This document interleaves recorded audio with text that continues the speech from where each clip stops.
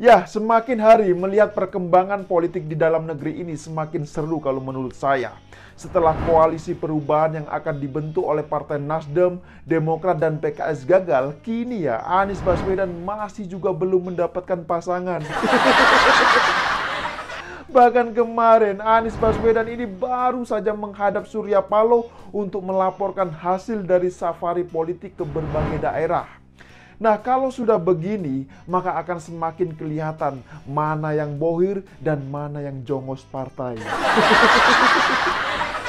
Saya tidak menyebut loh ya siapa. Ya jujur saja, saya jadi semakin yakin jangan-jangan istilah bohir belum sepakat itu memang benar adanya. Ya itu seperti yang dikatakan oleh Fahri Hamzah.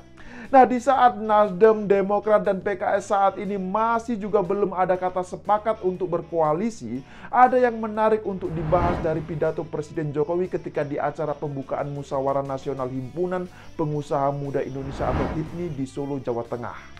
Jadi Presiden Jokowi menyampaikan pesan, awas lo ya, jangan gunakan politik sara, jangan gunakan politisasi agama. Begitu kurang lebih pesan Presiden Jokowi di depan para peserta Munas HIPMI. Tapi entah kenapa ya, kalau sudah bicara mengenai pelarangan politik identitas atau politisasi agama, maka gerombolan kadrun pun mendadak kejang-kejang.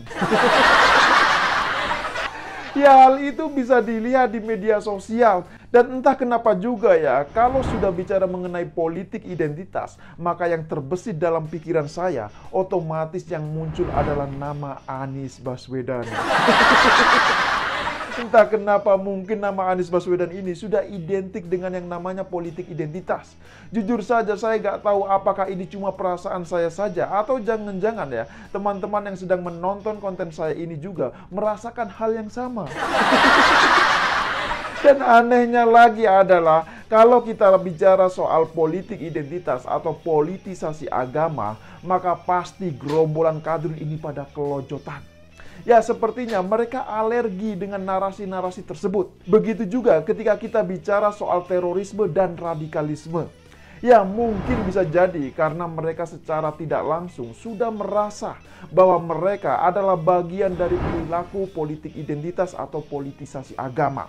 Makanya ketika orang lain bicara mengenai pelarangan politisasi agama dan politik identitas, maka mereka pun seperti sedang kesurupan.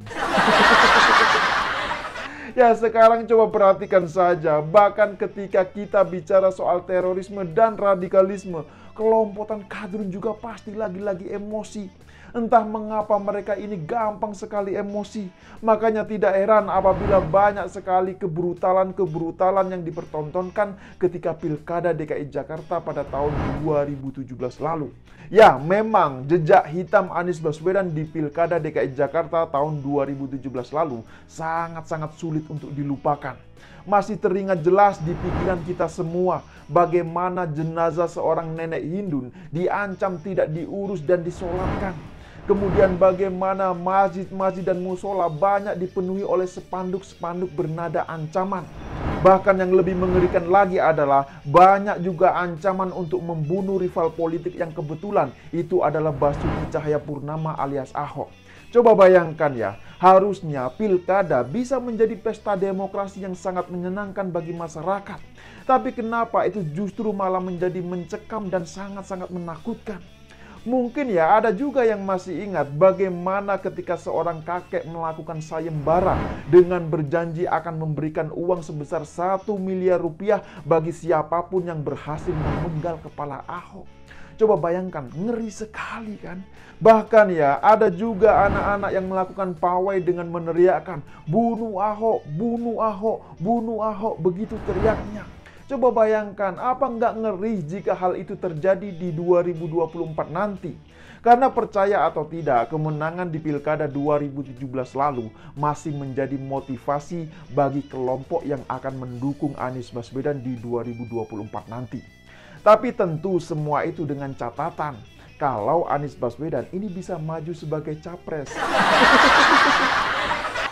Ya iya kan? Dia kan bukan kader partai, bukan pengurus partai. Jadi kalau dia mau dicalonkan, ya salah satu syaratnya harus punya tiket. Nah, gimana caranya? Ya harus menunggu persetujuan Bohir lah. Nah, masalahnya saat ini bohirnya ini belum ada yang deal alias sepakat. Jadi mau tidak mau ya harus menunggu dulu. Dan kalau melihat apa yang disampaikan oleh Pak Jokowi selama ini, sepertinya beliau ini sulit untuk mendukung Anies Baswedan. Mengapa saya katakan demikian? Ya setidaknya ini ada 2 poin yang mendasar yang menjadi alasan.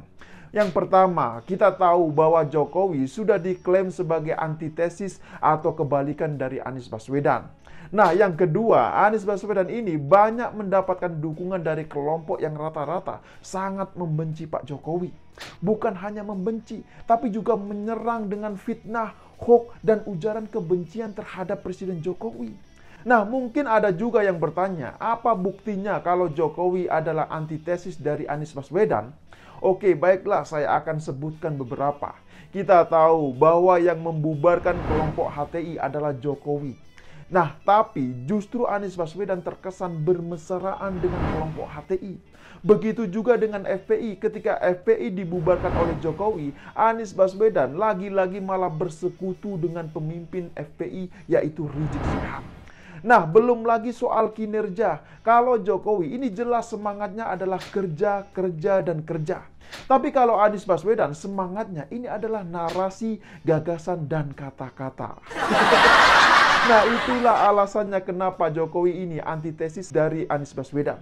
Nah, jadi gimana? Apakah sampai di sini sudah paham semua? Ya, silakan berikan komentarnya di bawah. Ya, saya pikir itu. Terima kasih buat yang sudah like dan menonton video ini dari awal hingga akhir. Ingat, yang waras jangan mau ngalah. Ya, saya Yusuf Muhammad. Sampai jumpa di episode selanjutnya. Cita-cita kita di tahun 2045, 1 abad Indonesia merdeka, mestinya insya Allah Indonesia telah keluar dari jebakan pendapatan kelas menengah. Indonesia telah menjadi negara maju dengan pendapatan 320 juta rupiah per kapita per tahun atau 27 juta per kapita per bulan. Dengan kemiskinan mendekati 0%. Kita harus menuju ke sana.